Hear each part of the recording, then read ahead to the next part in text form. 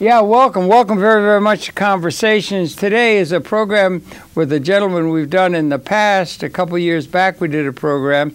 His name is Jerome Johnson, and he's billed as and it's really true, a solar power pioneer.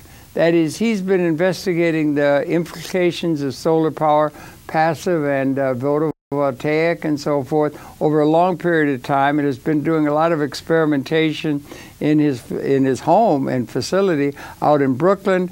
And at an unhappy note, he's having a great deal of difficulty with the local authorities due to bureaucratic foul-ups, it would seem. We're going to want to get to that. But Jerome, welcome so much again for Conversation. Really. Congratulations on the pioneering work, and I think it's worthwhile our setting off here. We have a little piece of videotape that you brought. We'll show in a minute, but share that. You were interested in the implications of solar energy and alternate energy at a relatively early time in terms of the overall society's interest in that. But share your own background a little bit and how you came to be interested in such an innovative way with the implications of solar energy. Yeah. Hopefully I can say it quickly. Yeah. I developed a silver umbrella for lighting, which was used by a photographer from National Geographic. It came back using the sun to reflect the sunlight onto a pot of water on the top of Mount Everest. And then the idea was, could not the same umbrella be redesigned as a food cooker? Yeah. With developing the food cooker, I now was obviously digging into more and more knowledge about solar energy. This goes back when year? 1950, 51. Okay, now this is 1951. He is a pioneer in understanding the implications of alternate energy. Yeah, by accident. Congratulations, It was an accident. And you were a lighting specialist. I was a lighting. So lighting is reflection. Reflection could be artificial or sunlight. Right. And it was just a natural progression. Yeah. Once we got the idea of maybe using the same umbrella, a folding reflector for the sun's heat, then it was a rebuilt unit that would concentrate the heat. Yeah. Then with that knowledge on the back burner, because obviously I'm still making a livelihood making the lighting equipment. Yeah, right. When I then go into the new phase of my life, which with the house, as a solar house, it was acquaintances of mine said, "You know about solar energy?" I said, "What do I know about cooking with it?" Yeah. Well, why don't we take the building, get some government funding, and we can end up then making it into an energy center where people would come and visit. Right. And learn. And demonstrate the energy, the alternate energy possibilities. Then we were really running, because when you got a bunch of young people, let me take that out, take this up, make this, build that. Yeah. So it was all like a laboratory. Every day, you're excited. Learning all the time, too. Yeah, and it's exciting. Breaking something, who cares? We'll throw it out. Yeah. If we don't do it right, we could redo it. Right. Whereas in your own home, if you did it, your father or mother would be yelling at you, "What are you doing?" Yeah. But as the laboratory, since I owned the building, but I wasn't living in it, why don't we just use the building as a laboratory? This is the building in Brooklyn. Yeah. That is under consideration in this program and your life now? Well, yeah. The same building. Same house. That's where you did that. You developed it. Now, back to the 50s, that's practically the dark ages, in a sense. I can remember it vaguely, and everything, but that's so long ago. Do you mind? You look very young, but apparently you've got more years than you would appear. Could you share with us how old you are? I would want to tell you.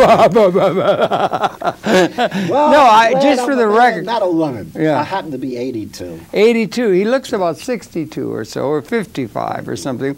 But you were aware in 50. How did you come? You came to interest in the solar energy through your lighting. You were lighting for film and video purposes and that kind of stuff. Right. And you'd come up in the industry then. Yeah. Yeah. Okay. Yeah. Haskell Wexler and Gordon Parks. These are people. You worked with Gordon Parks? Yeah.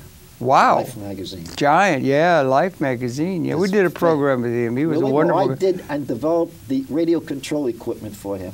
Really? He used, yeah, I've got everything. It's unbelievable, the stuff that I've got in boxes that I keep finding as I open the boxes. Yeah, I know what you mean. It's a weird feeling. Do you have can you get at everything easy, or are you organized in terms of filing in certain categories of your life? All of that stuff out so it's someplace else on a shelf, because if they seize the building, I'm going to lose. We're going to get to that about seizing, but there's a chance that your building, which you've been so invested in, you've turned it into a laboratory and an educational facility on the potential of alternative energy, which is a huge issue confronting world society now, and it's worthy of real attention by everyone as a place of educational significance, right? Yes. This house, and it's now under threat by what sounds to me like shenanigans on the part of the overall system. Yeah, and we do want to get to that. We want to get to that. You've been taken advantage of perhaps by flim-flam, and that's characteristic not only of you, but also the system writ large, even onto, in very many instances, corrupt, fraud, and that kind of thing. And we do, if I'm correct, and we do want to get to that toward the, as we get a little further into the program, right? Yeah. Okay, good. But first of all, this house, you've had that for a long time. We bought it in 1961. 61, well, you were talking about the 50s. You were interested in the solar before you bought the house, yeah? Yeah. Okay. Because remember, I was in the lighting industry, making a living until we had enough money, and the wife said, "Why don't we buy a house?" Yeah, right. I lived in Greenwich Village. Oh, I see. Yeah, you were a New Yorker originally. Yeah, originally a New Yorker. And how did you come to be working with Parks and so forth? Of course, Gordon Parks was with Life magazine, and I'm running this lighting company. And Gordon Parks needed special. I was an expert in a certain unique area. Of lighting? In lighting. For photographic lighting? Building, designing. Oh, designing. Actually making the equipment, not how to use it, actually building it. Oh, wow. Underwater equipment, explosion-proof equipment. I did the work for AEC, Cape Canaveral. Right. I mean, I can't even think of myself as what I used to do. Because when you look back, you realize, oh my God, I did that, and I did this. But over the period, all it is, geez, can I end up getting it done on time? Will I get paid? I hope it works. It's not going to break down like I did the work at the White House. Yeah. I was brought in because I was that oddball thinker out of the box that they brought me to the White House. What work at the White House? What did you do at the White House? Lyndon Johnson had a problem with all the photographers taking pictures. They wanted one light that would completely surround him, not like all these lights. Yeah, right, yeah. And I developed that umbrella light, which was called the North Light for the movie industry. I updated it. The major problem there is, how do you get something over his head that is safe and not a hazard? You mean in terms of heat or in terms of electro? Physically. It would have collapsed.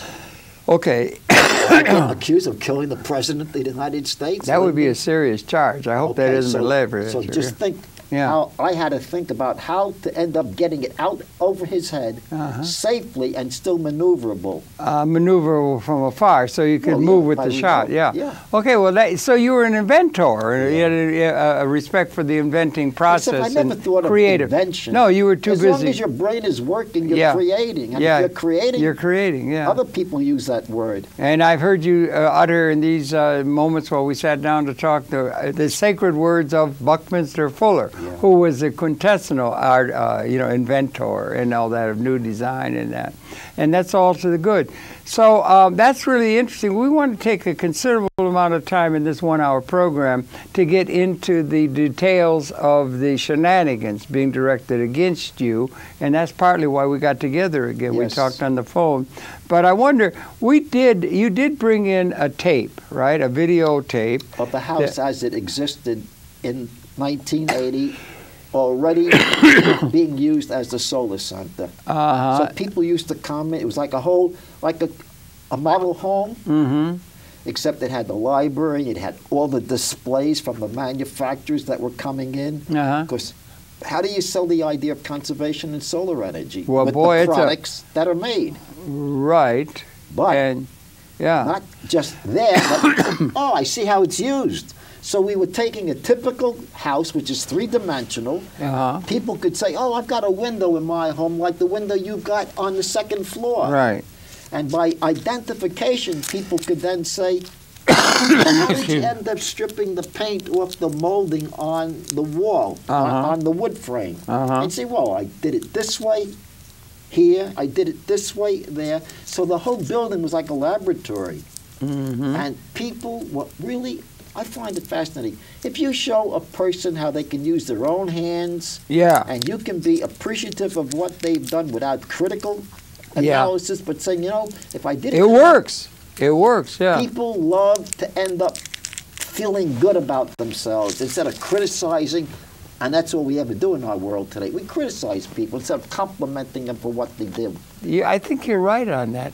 You know, excuse me, I got a little tickle in my throat. I take a cough drop.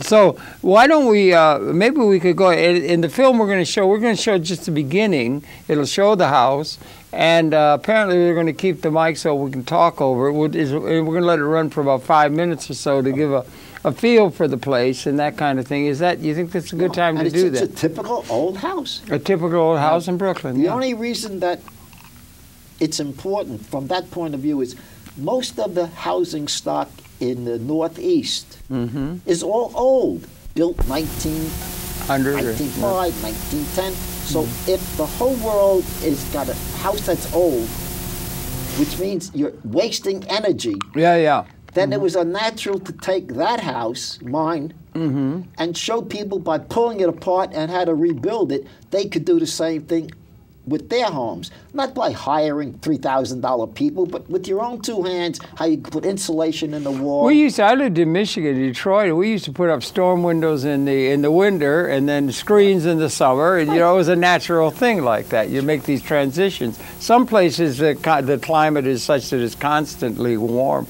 Most of the world, in fact, doesn't vary as much as it does in this part. But anyway, it's like that kind of a thing, and these houses are old, but the solar energy and the beginning, it's now going, and they had a big jump in interest in that back in 73 or 74. I guess you could remember when the oil crisis came.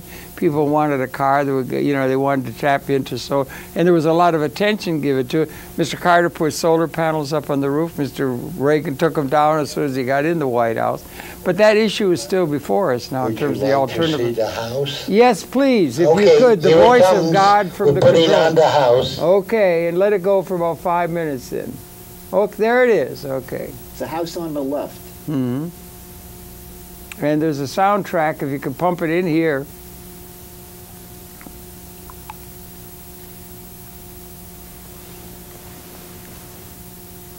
Yeah, but run the tape. It's a tape.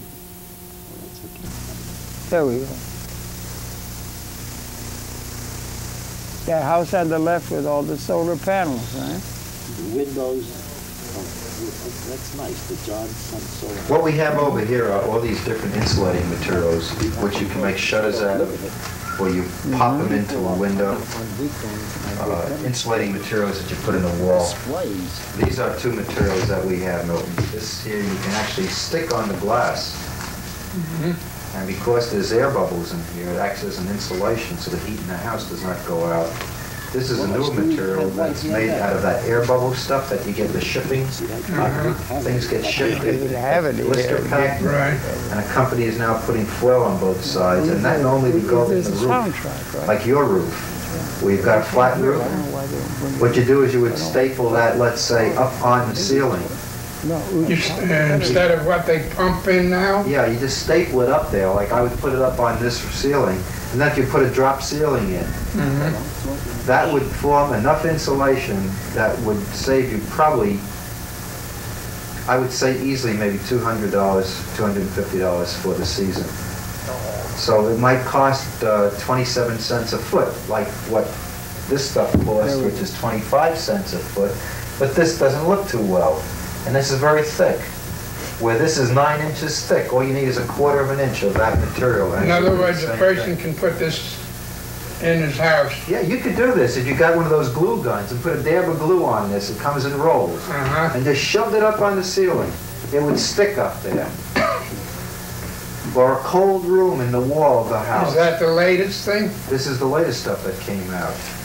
Yeah. And all these When does others this that date- came before this? When Yeah, was but this there's tape all shot? of these are just, most people aren't even familiar with all these materials. Here's a glazing material that is hollow. Uh-huh. There's in here holes. What's very And interesting. you put that up, it's like you have windows which are very cold. You can buy a sheet of this and with a saw, cut it. Put a little edge on it. Just pop it into the place where your window is. And you can not only do it yourself, but do it very inexpensively. And then you have a triple pane window. Not even a double pane, triple pane. Have you tried this already? Yeah, in this house we have all these materials. I'll show you over here what we did on that window, or upstairs.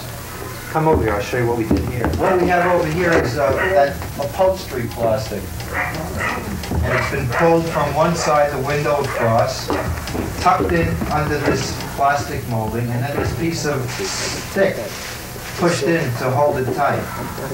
You can see over here. It's warm now. So it's gotten, the plastic has gotten warm, and it's bubbling a little, but the air is trapped in there, so the cold air from outside isn't coming in.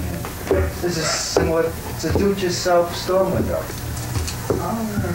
Do you have the Do the whole thing silver yourself. in back of the Silver curtain? back here is to reflect the heat that normally is traveling out the glass.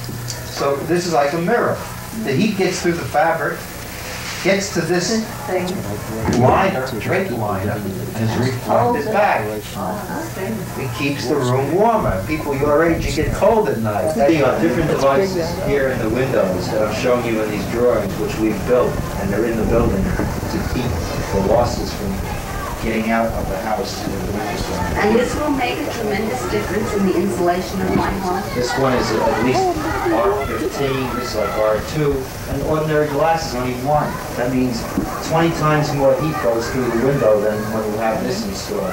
But I'm expecting somebody, and they're going to be coming hopefully soon. I'm going to show you with instruments. Excuse me, Lou. Oh, you Hi, guys Jerry. from out there on the island with the infrared equipment? Frank Iarati. This is my partner, Gene Pelagian. Hi, Gene. Come on in. How you doing? Come into this madhouse. What do you got here? Is that This is like the a TV infrared, camera? infrared equipment. If you'd like to set it up, take a look. Would you please? Okay, well, that's really interesting. They were coming in, and this was, now let's get this, this was back in 1980. That's like 30 years ago. Looking at myself that young, made Yeah, me that feel- young, isn't it nice? Yeah, that was really interesting. And you said you had triple-plated windows, so that's going to get solar energy in a way that people are used to.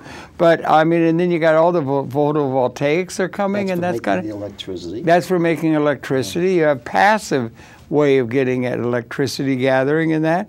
Well, and there's a the great... modern approach. Yeah.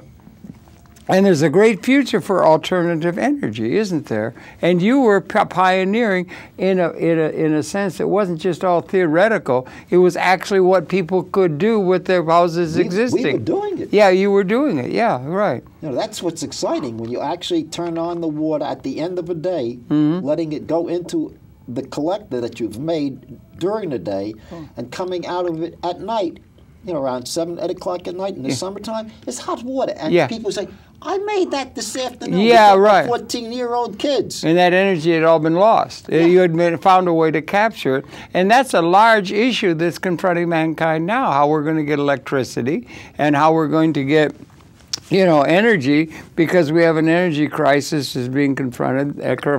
Global warming is making it more and more relevant. And you were a pioneer, hands-on, not just theoretical and that sort of thing. And I congratulate you enormously for the inventiveness of what you were doing, yeah. But you know what? What government says? No, talk to me. That you're crazy. Yeah, okay. Oh, he home built it, which means that's not good. You should have bought it. Because if you bought it, then we know it works. Okay, that's a big issue, is it not? Well, you know what the issue is as far as my attitude is? Yeah. That government is only concerned about bucks. And the bucks they're concerned about is who owes me what, quid pro quo. I do you a favor, you do me a favor. Okay, we're getting a little out of hand, if I may. Not only government, but also big business. Oh, I mean, somebody wants to be able to have you get economies of scale. People are used to thinking of, you know, when I was young, I was in Detroit, right? I grew up in Detroit, and our family had been there for a while. And my paternal grandmother's house on 16th Street, there was a garage, and he was about 10 years old. Henry Ford used to tinker that garage before he went on to discover the assembly line and the idea of mass production. Right. You understand? Where you're not manufacturing something by hand or something. You're setting up a big system for mass production of things.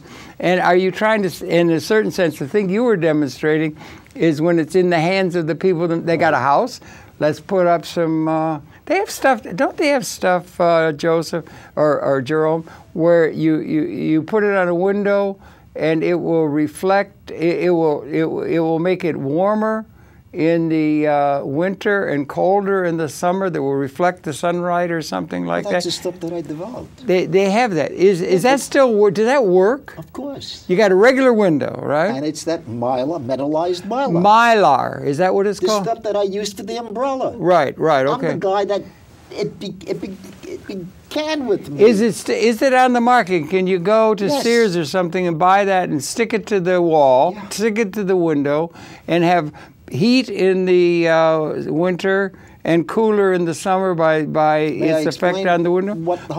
People might start doing that for themselves. Let me explain to you. It's nothing but a metallized film. Okay. If you put the film on the glass and the silver side in the wintertime is reflecting the radiant energy in the home because it's warm in the house as compared to outside, which is cold. Right. So the warm air is trying to get out the cold glass. But the mirrored film on the glass kicks it back. Therefore, you keep more of your heat in instead of it getting out the glass. And don't you get opposite in the other? Exactly. In the summertime, it keeps the sunlight reflected out.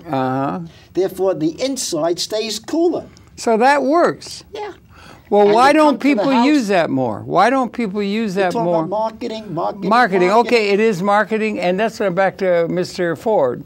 Or big companies doing big things, big contracts that can be understood by big bankers with big budgets, and they want something mass-produced that can have standards and all that kind of stuff against the fellow who's just doing it by himself. The inventor or the person who is jerry-rigging, they would say, something that doesn't have standards that can be, that kind of thing. Is that the conflict you're talking about? I think the conflict is exactly what you're saying. If government can't authorize it as being acceptable, then it, quote, does not work until you prove who you are.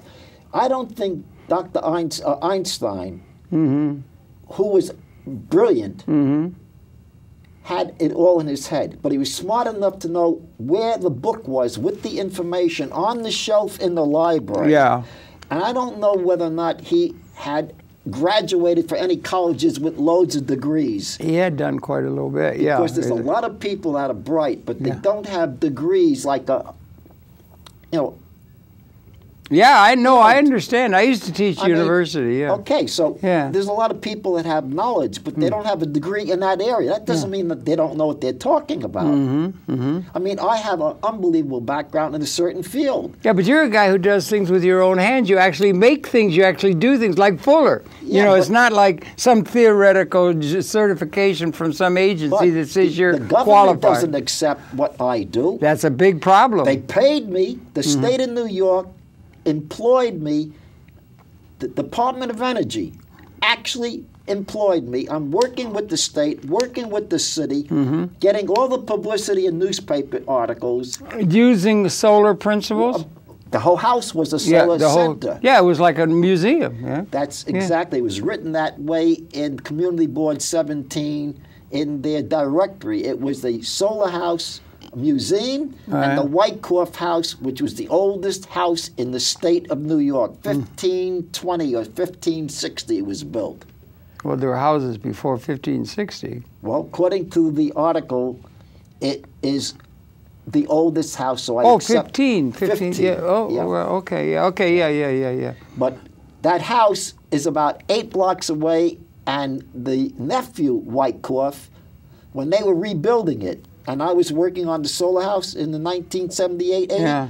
actually invited me to the opening of the White Cough. Wait a minute, 1560 did you say? Is when it was originally built. 1560 is really old. I mean, Mayflower was 1620. I don't. 1560, that's really, 1607 was Jamestown. There wouldn't be a house that old. I think that was old. It probably was the original, the White Cliffs when they came on the ship, and they made all of Long Island and Brooklyn was like a farm. So, yeah, I know. Well, anyway, that date's a little early for North American Fortunately, settlement. we can clarify. Yeah, we can look at. You know what we can do? We can look it up, like DeRocha used to say. We can look at. The thing is, this larger issue is this certification process, where they want some. That's what they go to university to get a certification, so that you will then be trained with the native things in order to let you get a job and make money. That's right. That's what the education's all about. That's right. Yeah, yeah. And just what? I don't think all the little children have to be that brilliant to end up knowing how to end up maybe putting on the fire on the stove to cook maybe something when they're little. You don't have to be degreed in life. Your parents teach I know. you. Well, one thing you never have to be taught is how to talk. Right. You can always talk. Everybody can talk. You learn at your mother's knee, and they overdo it. And they specialize in everything. But specifically, and the problem is, you've got this incredible house there that we showed, and the things that you had done. Again, Bucky Fuller is brought up, and people who actually make things. Well, I taught even a course Yeah. at the.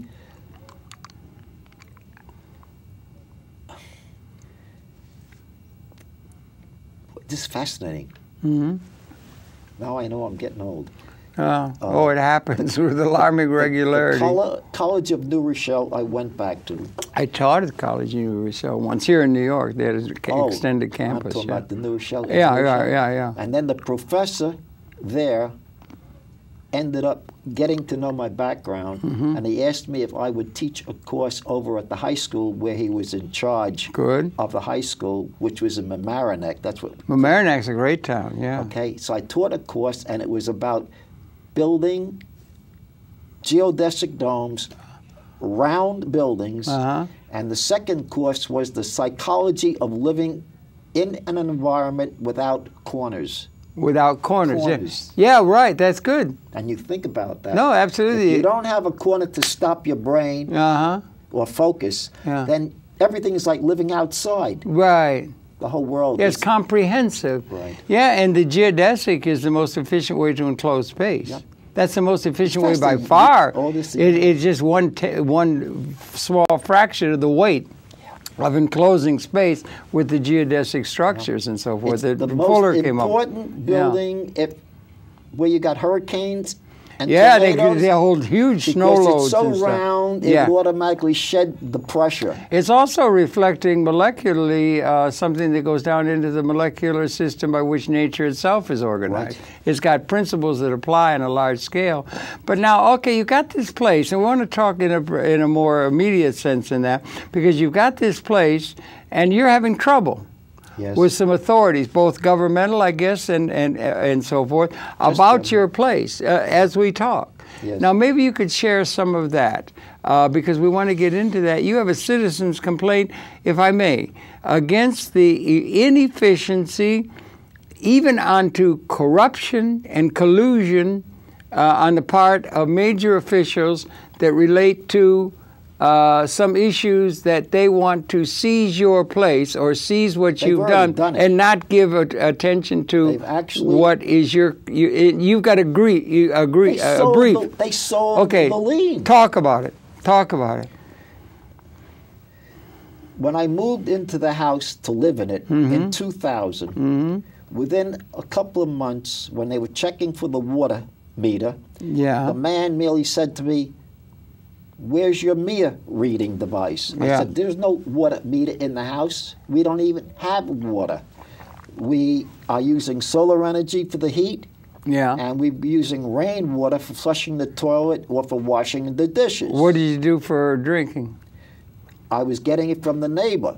Okay. And since there's only about a quart of water every day that I use as one person to drink, to drink for the tea, yeah. the coffee, or for making my porridge. Yeah. There's not that much water. Yeah. Every day, one person, that's water. Yeah. But I got bottled water that I'm buying. And the rainwater's for washing, and not to drink, but the rainwater. I got a hero of mine, if I may say. His name is Reed Stowe, and he's a young man who built a 70-foot gaff rig schooner and sailed all around the oceans of the world for 1,152 days out of reach of land and no resupply, and lived on the boat with a distillation for process? that time, that length of time, the time it would take to go to Mars and back. Sea Odyssey was like a thing, and he just lived off the rainwater and the things that would be See, the rainwater, it's weird. I've got the rainwater that I collect. Yeah. And I actually bought an instrument so I can check the rainwater so that if it's contaminated, I'm not going to use it to drink. But it doesn't make any difference. I could use heat to pasteurize it and make it boil safe. it like boiled water. Therefore, that's where the solar food cooker comes in again. It became then an interesting device, like for Haiti or for Africa, to actually take the river water and get rid of the cholera by pasteurizing it. By boiling it. Yeah. And you could do that by solar energy. And they could cook that way. You have a and cooker. I've got that equipment. And you were developing that early. I had done that in the 50s. So the guy, congratulations, brother, out on the frontier, you know. But that's so wonderful. And the guy's saying, so where's your meter to meter the water coming in from our system and everything? There is none. You didn't have one. So he comes downstairs and he looks. And then he comes upstairs, thank you. And 2 weeks later, I'm accused of a $1,000 bill for water. That you had not ever had. Right. You'd never had water laid on. No, I never was consuming the water. No one was living in the house. How are they going to charge you for water that was never delivered? Well, they lied. Yeah, they did lie. Oh, yeah. They claimed on the bill, which was the first bill I got, a serial number for a meter. And there is no meter in the house. There never was? No. Never was? You didn't have one taken out? Hell no, because all the correspondence that goes back to 1990 when they were putting the meters in, and with the inspectors that came, with the photographs being allowed by the city DEP, there's no meter. Department of what? Environmental Protection. Oh, okay. Okay, go on, talk. There's no meters. Yeah.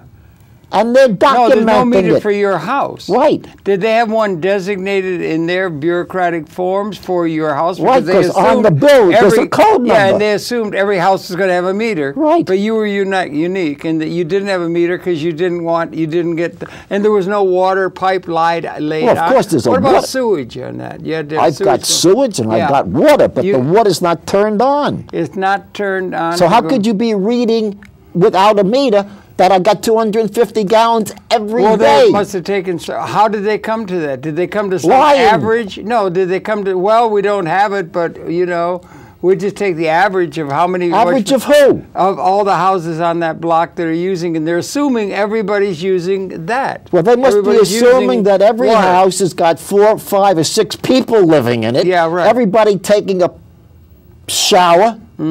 Everybody eating.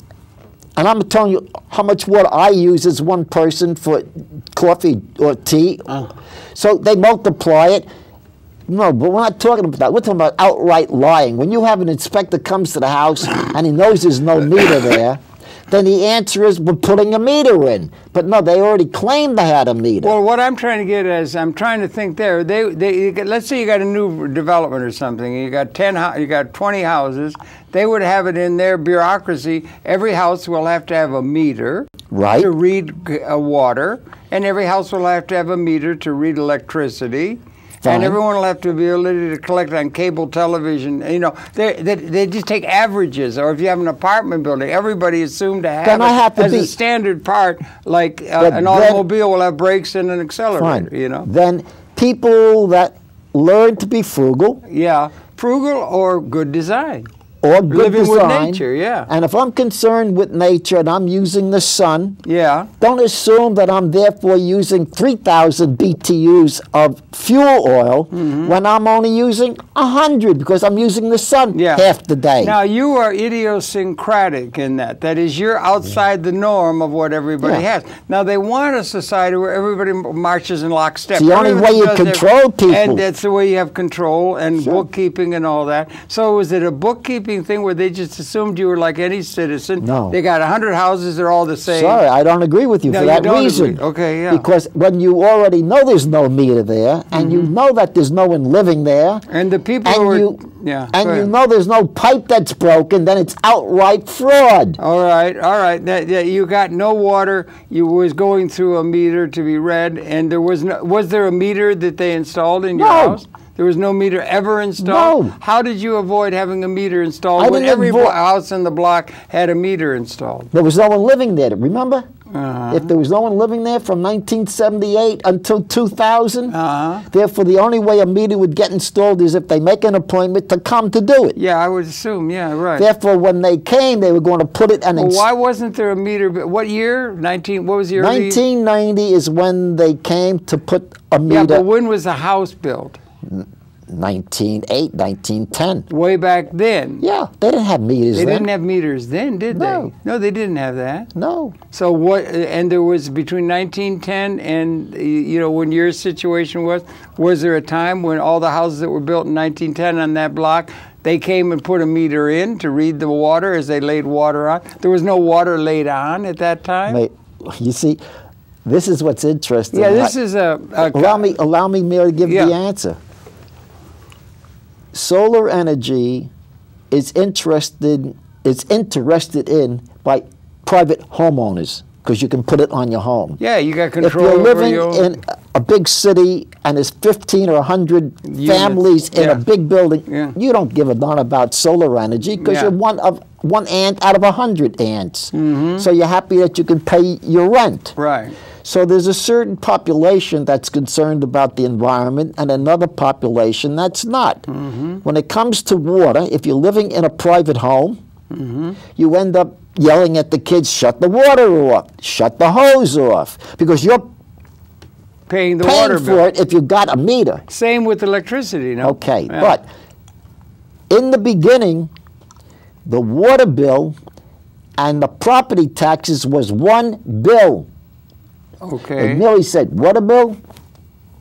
And it wasn't like $1,000 or $100. It was like a flat fee. Mm-hmm. And they didn't have a metering No. to exactly how much you used. No, It was but- just a flat but fee when- because they didn't have a sophisticated enough system to gauge it or something. Koch, Probably. in 1977 or 79, we had for 3 different periods during the Koch administration a water alert, and you couldn't even have and wash your car. Okay. And they decided politically, and I'm talking about Koch now, I don't even Yeah. want to go into this story, it's a whole big story, that they would hire somebody and put water meters in. Where they weren't there before. There were never meters there, so Okay, they were okay. going to put water meters in, Right. and there was about 680,000 meters that were going to be installed at a price of $290 million for the Wow, contract. for the whole thing, yeah. And guess what? The What? contract was not bid on, it was given to somebody that was connected. Yeah, right. Okay, that's the thing. That's the way the system works. Yeah. And the connected party was a man that merely repaired meters in Kentucky. Mm-hmm. And he was able to figure out a way with connections from D'Amato, Senator D'Amato, Mm-hmm. Yeah. and Senator Pothole D'Amato, D'Amato, yeah. he was a senator, Yeah, I and know. his brother Yeah. had a legal operation. So the connections, Yeah. it's all in the newspapers. Yeah. The New York Times did a complete expose. It would be an 19 expose of the connection between the vested interests. Right. Yeah. And that's one of the problems you're railing Well, here's against. what I found out. When they started to bring me up on where's your meter, blah, blah, blah, blah, I had no idea what was going on with the city and water meters. Right. But when you are stubborn and you have enough brains to ask people questions. That's a dangerous attitude on Yeah, your part. to end up being a Better person to be with a just brain. comply and say, "Tell me what to do, sir, please." That's what they want citizens to be. But go ahead. I'm sorry. I went to the New York Times, the microfilm, and the story for 3 solid months was in the Times about this billing scam that was going on with the water meter. And that billing scheme with the water meter is characteristic of the entire economic system of this country. Yeah. Yeah, so it's a big kind of thing, wink, wink, nod, nod, sneak here, fraud, corruption. Somebody told me, you go into the court, you are guilty until proven rich. Yeah. Isn't that funny? You're guilty until proven rich. If you're rich and you've got a way in which you can make a deal, and it begins to come into the legal system, it becomes into the courts, everybody's favoring the people who've got the clout that has been bought by money. And that's one of the complaints that you have in terms of what's happening to you specifically. And it is reflective of what's happening to a lot of people, let's say in the mortgage fraud business and the things that are going on with what happened in 2008 or came to a head. Yeah, like that. So proceed, Consular, or this. So they're coming at you and they're claiming that you owe them a lot of money Right. So upon their conjured, if it sounds like a conjured bill of what they're coming up with, some averaging or something that they have that would fit you in with everybody else like an ant. The fact remains, yeah. The fact remains, Harold, that if you say estimate, that's one thing. That's like conjuring. Yeah. But when you actually indicate by serial number of a meter, you're then creating a fact. Yeah, that's right. And the fact, therefore, which is a lie, is fraud. Okay, well, fraud is a big claim. All right, but when there's actual meter there, and they're actually saying they got records of that metering the water that you had coming into that building. That's what they're claiming. They're claiming 250 gallons every day. And you never had any water come in. Never had any meter. Never had any meter. You never had any water coming in through that meter. That's right, because there was no meter. So there was like a valve that turned it all off. No, there was no meter. Wait a minute. Try to visualize. There's no meter. There's a pipe and no meter. No. Is water They're coming claiming there's a meter, but there is no meter. Okay. Was water coming in through that pipe? At one time, but once it became a solar center, it was shut. It was shut off.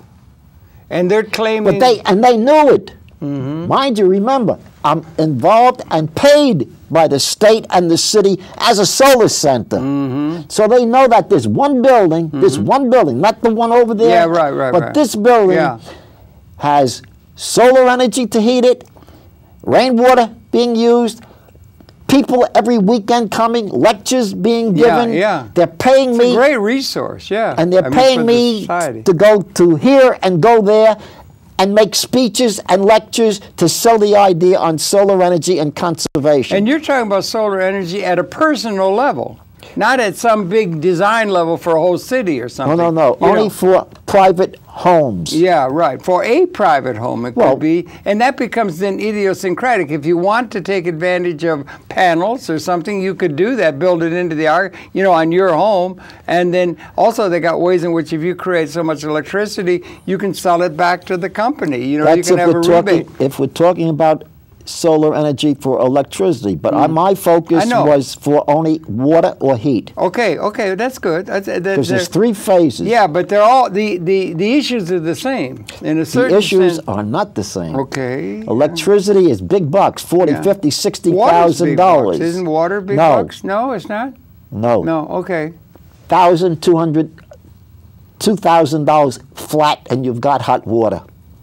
I don't understand what you just said. If it's around $50,000 for solar equipment to make electricity. Wait a minute. For a home to have it installed? For one house. Yes. An ordinary home. In this time. It's around $50,000 for solar electricity. You hear? Solar electricity for a house. Well, is that for the collectors and things, or is yes. it? And then why is it so expensive? Don't ask me. I don't build the equipment. Is that if you were to go and make a house, you've got a house and you're going to have the electricity, the things that you're using for electricity, have with solar panels collecting it and so forth, and doing it. How much would it cost to have a house solarized for as a source of electricity in your Probably the $35,000 and $5,000, $8,000 for the actual installation. Okay. So that's your total. Would that be like on a mass product scale, or would that? That's the way it is today. No, is that? Is there an industry? There's an industry. There's along an that industry. way. That's an industry standard. But what if somebody's uniquely able to do a lot of that themselves and not have to pay a lot of the extra added-on costs of operating the administration staff and the bookkeeping of the company and all the rest of it that makes the price go up? What's the actual cost of the things? If you were doing it yourself and you were young and strong, you can get up there and pound a nail and put the stuff in and everything. Would it have to be so expensive?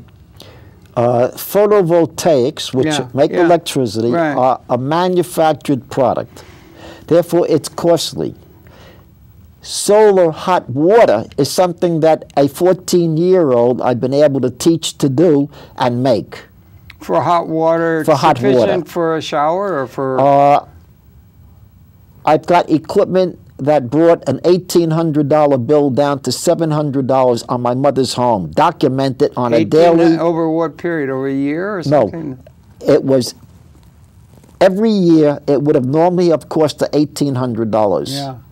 And at the end of 3 years, I had perfected it so that her third year of oil was around $700 to $800, and every year afterwards. Okay, so that's a big saving. Oh yeah, for her, she was a very happy lady at 85 years old. And how long did it? I mean, how much did it cost to do it? For me, it cost, since I don't check myself for labor. So I'm not trying to say, well, if I would make it, this is what I would charge. I probably ended up doing for around $100, $200. Okay, now that's a big difference between $3,200 that you just said, or that's for water, So if I was a manufacturer of making a hot water solar collector, I might be costing me, let's say, $800 or $1,000, which I would sell for, let's say, $1,500. Right, in order to make which is still not $50,000 or $60,000 for electricity. Right. So there are economies there that can be seen idiosyncratically to a particular thing rather than mass produced. This is parallel. This is the parallel. Yeah.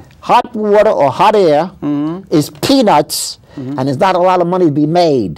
But go to electricity, and boy, a lot of people want to make money because a $40,000 or $50,000 piece of equipment, like you asked me, how much does really it cost? Well, with all the different people involved, everybody putting their finger in the cookie jar, it's expensive. But hot water, you don't have to go to the cookie jar. I could teach your children how to do it, and that's what I was doing. Take it out of your wallet, practically. That's exactly what I was doing. So the solar house became very, very exciting. With people on weekends would come because they would, my God, that's all you have to do? Yeah. I could do that on weekends. Yeah, right. You know what the pleasure was? When you'd get a woman. It's good to do something by yourself. When you get what? When you'd get a woman that's 30, 35 years old, and you're showing her how to do it, and when she's all done, she's hugging you.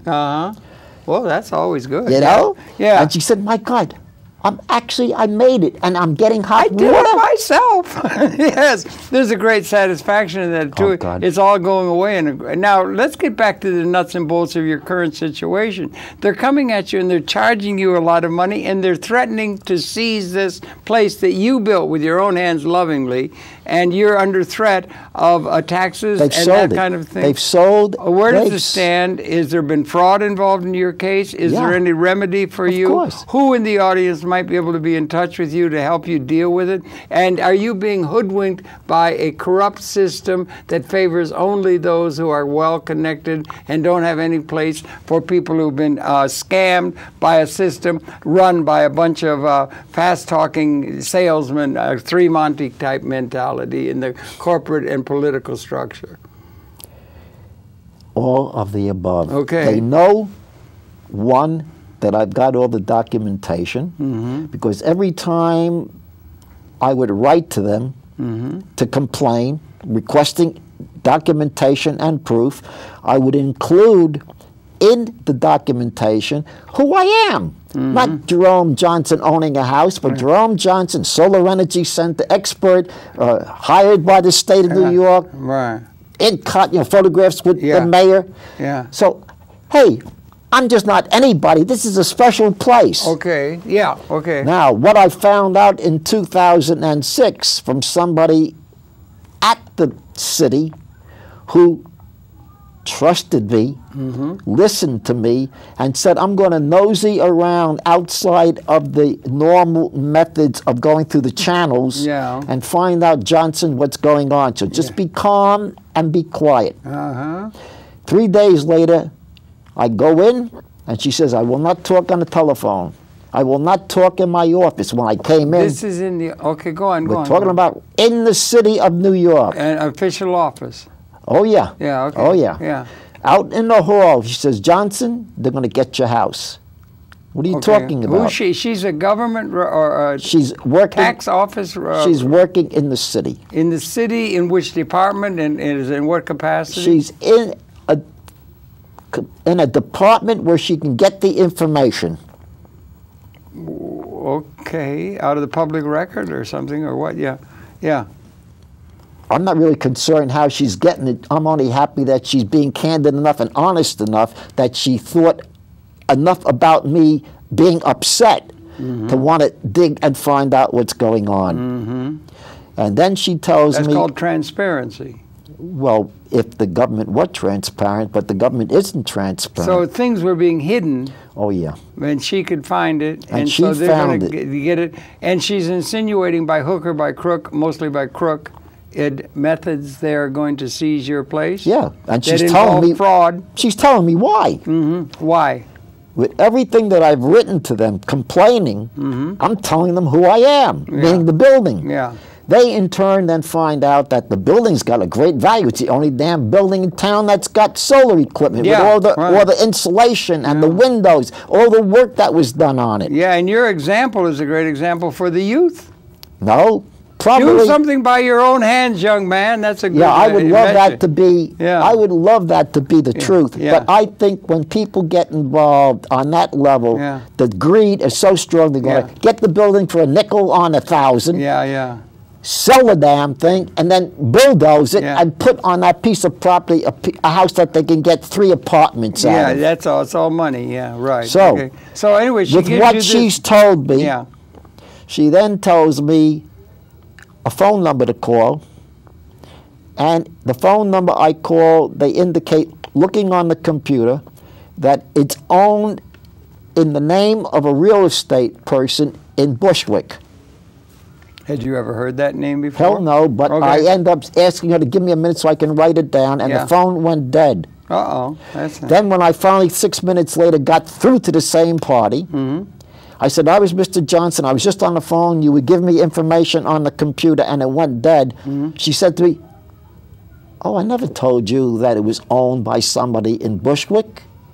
Well, she had told you that. She said, you misunderstood me. Okay. And I said, well, okay. Set me straight, yeah. Well, obviously, it's conversation over. Well, I'm trying to follow. I can't follow quite. You know, I can't follow. If I'm lying to you, I'm not going to now admit to the lie 3 minutes later. The lie being that somebody in Bushwick owned it? Is that what you're saying? That's what she's telling me. She had told you that before, and then she's denying that she had told you that? Right, I misunderstood her. Well, maybe that does happen in communication, but yeah, I'm just trying to understand. The reality, though, is what I am then finally getting a letter from a commissioner of New York City to the assemblyman that's in my district, based on my complaint to the assemblyman to please look into something for me. And the letter states in the very first sentence of a 2 solid page typewritten letter, which you and I both know rarely is written by an attorney, let alone a official of a city. They say as little as possible. Right. And here's 2 solid pages. Okay? First paragraph. Dear Assemblyman, your constituent, as I investigated, is merely a relative and guest of the owner of record. What the hell does that mean? I can't understand. I'm sorry. Is flim flam or what? Okay, let me repeat it very simply so everyone can put it together. We've only got about 3 minutes left, so let's get it in. If you own a house, Yeah, and I'm your nephew, yeah, you let me live with you. okay. Or you don't live there, but it's your home. Mm-hmm. And I, therefore, request reductions because of my age or my military. Mm-hmm. I'm not entitled to it. I don't own it. You do. Well, okay, but you didn't own that home, or did you? No. That's the game. They're claiming I didn't own the home. Why? You did own the home. It was all paid for. Did you ask the question? I'm sorry, I'm getting very confused myself. The question is, when government lies, they lie. Well, Why? Because they want the house. How are you going to get it? If I don't own it, then I'm not entitled to the deductions. And how did you think you owned it? What do we think? I got documents to prove it. Okay, and they're going to overlook all those documents? They've ignored them. Ignore them. How can they do that and still excuse call it me? legal? It may be illegal, but the only way you prove it is with a hotshot attorney that's got the backbone to fight in court.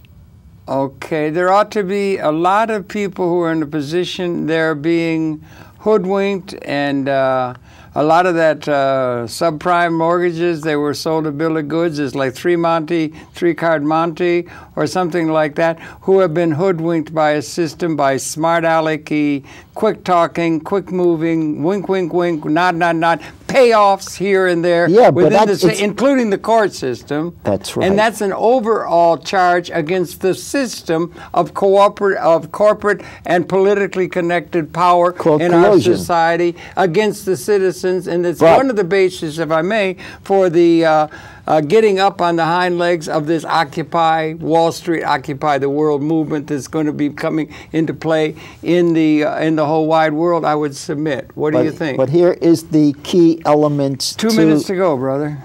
The key elements is I've got proof I own it. Yeah. They got proof I own it. No, they got proof you don't own it. No, they got proof I own it. Okay. But they're lying about my not owning it. How can that be done in the name of a judicial of a judicial process that is illegitimate? How can that be argued on the facts of what you just said? When you buy a home, the documents are written by attorneys. They get filed in the registrar's office, and everything in the registrar's office is microfilm. They don't gamble on a fire destroying the record, so everything is microfilm. Yeah. So they've got the microfilm records, and you bring them the actual, I've got them with me in my attache case, the actual stuff that was given to them. And what do they do when you bring that?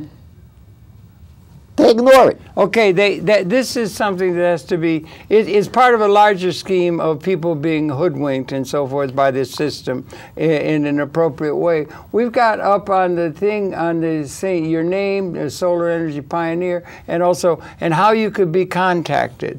Who in the, if somebody's in the audience wants to contact you, how might they contact you to help you fight this thing? And that's what we ought to get across now in the last couple of seconds.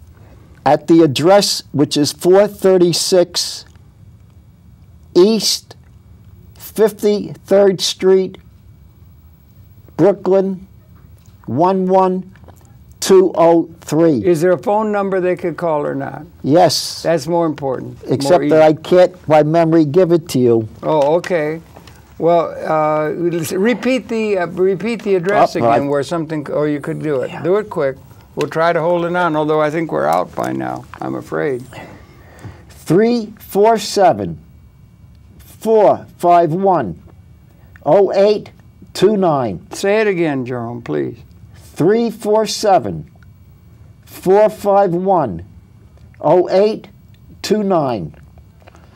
Okay, we're out. Thank you so much. Jerome, I think that'll only be on the YouTube, but it will be up on YouTube for those who want to tune in to get that number. Are you in the book? No. No, you're not in the book. It's on a cell phone. But we ought to try to help you, connect you to other people that are part. It sounds to me like you're one of the marching many millions of people who are in general are seeing merit in what is generally called the Occupy Wall Street movement, which is trying to bring a charge in the interest of the people against the system, the whole system that is only there to serve the rich and powerful and resorting to fraud in order to advance my response is simply, any attorney that wants to get involved with me is not for nothing. I have money to pay, but I want a man that wants to fight I got the documentation. Got the documentation to fight the good fight. I've got the documentation. We need more people like you in the trenches, and may your case have legs, as they say, and work, and maybe somebody can be in touch with you to help you fight the good fight. And thanks a lot, Jerome, for such a very, very well-led entrepreneurial life. Your pleasure to have his perceptions. We'll be coming back, and this is the beginning. We'll be following this story and advancing the interests of our guest, Jerome Johnson. Thanks.